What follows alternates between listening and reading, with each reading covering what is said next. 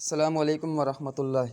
ناظرین گرامی، حضرت عمر فاروق رضی اللہ تعالیٰ عنہ کی بیوی حضرت عاتکہ رضی اللہ تعالیٰ عنہ فرماتی ہیں، حضرت عمر فاروق رضی اللہ تعالیٰ عنہ جب بستر پر سونے کے لیے لیٹتے تو ان کی نیند ہی اڑ جاتی تھی۔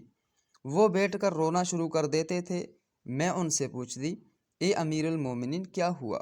عمر رضی اللہ تعالیٰ عنہ فرمایا، مجھے محمد صلی اللہ علیہ وسلم کی امت کی خلافت ملی ہوئی ہے، اور ان میں مسکین بھی ہیں اور ضعیف بھی، یتیم بھی ہیں اور مظلوم بھی۔ مجھے ڈر لگتا ہے کہ اللہ تعالیٰ مجھ سے ان سب کے بارے میں سوال کریں گے۔ اگر مجھ سے کوئی کوتاہی ہوئی تو میں اللہ اور اس کے رسول صلی اللہ علیہ وسلم کو کیا جواب دوں گا؟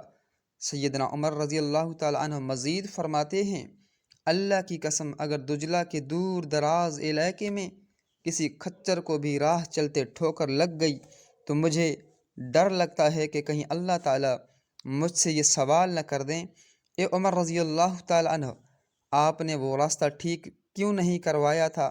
یہ ہمارے صحابہ کرام رضوان اللہ تعالیٰ علیہم اجمعین کی شان، جو نبی کریم صلی اللہ علیہ وسلم کی امت سے بھی بے پناہ محبت کرتے تھے، ان کے لیے راتوں کو فکر مند ہوتے تھے، اور آج کے حکمران خود کو بادشاہ اور نبی آخر الزمان محمد صلی اللہ علیہ وسلم کی امت کو اپنا غلام سمجھتے ہیں۔